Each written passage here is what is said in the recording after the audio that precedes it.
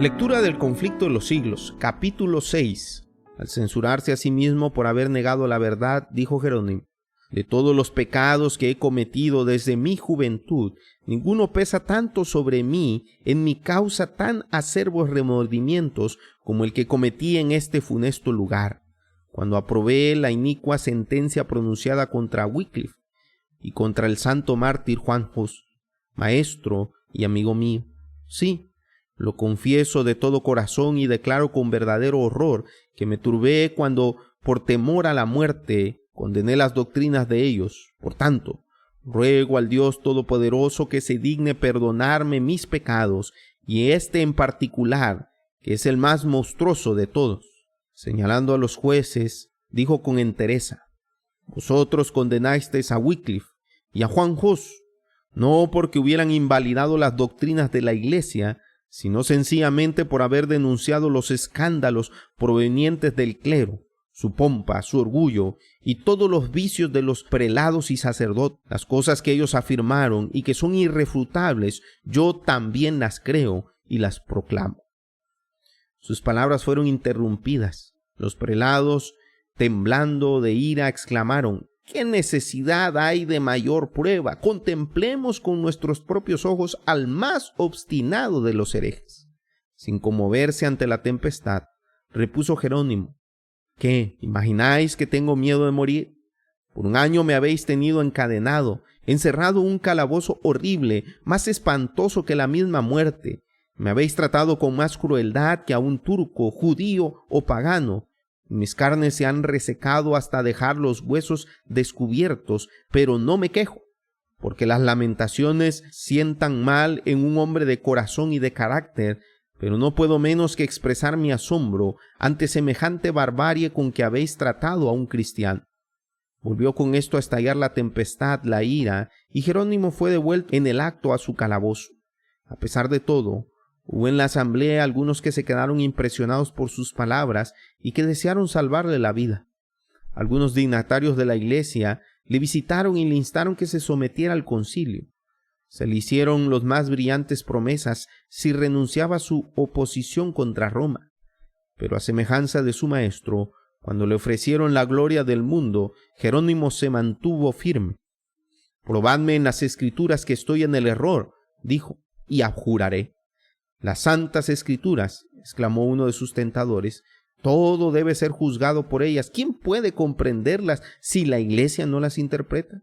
Son los traidores de los hombres más dignas de fe que el Evangelio de nuestro Salvador», replicó Jerónimo. Pablo no exhortó a aquellos a quienes escribía que escuchasen las tradiciones de los hombres, sino que él dijo: «escudriñad las Escrituras». «Hereje», fue la respuesta.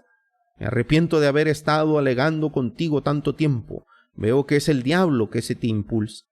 En breve se falló la sentencia de muerte contra él. Lo condujeron enseguida al mismo lugar donde Hus había dado su vida. Fue al suplicio cantando, iluminado el rostro de gozo y paz. Fijó en Cristo su mirada, y la muerte ya no le infundía miedo alguno. Cuando el verdugo, a punto de prender la hoguera, se puso detrás de él, el mártir exclamó: «Ven por delante sin vacilar, prende la hoguera en mi presencia. Si hubiera tenido miedo, no estaría aquí». Las últimas palabras que pronunció cuando las llamas lo envolvían fueron una oración a Dios, y dijo: «Señor, Padre Todopoderoso, ten piedad de mí y perdona mis pecados, porque tú sabes que siempre he amado tu verdad». Su voz dejó de oírse, pero sus labios siguieron murmurando la oración. Cuando el fuego hubo terminado su obra, las cenizas del mártir fueron recogidas juntamente con la tierra donde estaban esparcidas, y como las de Jos, fueron arrojadas al Rin. Así murieron los fieles siervos que derramaron la luz de Dios, pero la luz de las verdades que proclamaron, la luz de su heroico ejemplo, no pudo extinguirse. Antes ponían los hombres intentar hacer retroceder el sol en su carrera para apagar el alba de aquel día que vertía ya sus fulgores sobre el mundo. La ejecución de Hus había encendido llamas de indignación y horror en Bohemia. La nación entera se conmovió al reconocer que había caído víctima de la malicia de los sacerdotes y de la traición del emperador. se le declaró fiel maestro de la verdad, y el concilio que decretó su muerte fue culpado del delito de asesinato. Como consecuencia de esto, las doctrinas del reformador llamaron más que nunca la atención. Los edictos del Papa condenaban los escritos de Wycliffe a las llamas, pero las obras que habían escapado de dichas sentencias fueron sacadas de donde habían sido escondidas para estudiarlas comparándolas con la Biblia o las porciones de ella que el pueblo podía conseguir, y muchos fueron inducidos así a aceptar la fe reformada. Los asesinos de Hus no permanecieron quietos al ser testigos del triunfo de la causa del reformador. El Papa y el emperador se unieron para sofocar el movimiento y los ejércitos de Segismundo fueron despachados para Bohemia. Pero surgió un libertador, Cisca, que poco después de que empezada la guerra quedó enteramente ciego y fue no obstante uno de los más hábiles generales de su tiempo. Era el que guiaba a los bohemios, confiando en la ayuda de Dios y en la justicia de su causa. Aquel pueblo resistió a los más poderosos ejércitos que fueron movilizados contra él. Vez tras vez el emperador, suscitando nuevos ejércitos, invadió Bohemia, tan solo para ser rechazado ignominiosamente. Los husitas no le tenían miedo a la muerte y nada les podía resistir. A los pocos años de empeñada la lucha, murió el valiente Cisca, pero el reemplazo, Procopio, general igualmente arrojado y hábil, y en varios aspectos un dirigente más capaz. Los enemigos de los bohemios, sabiendo que había fallecido el guerrero ciego, creyeron que era una buena oportunidad para recuperar lo que habían perdido. El Papa proclamó entonces una cruzada contra los husitas y una vez más se arrojó contra Bohemia una fuerza inmensa, pero solo para sufrir terrible descalabro.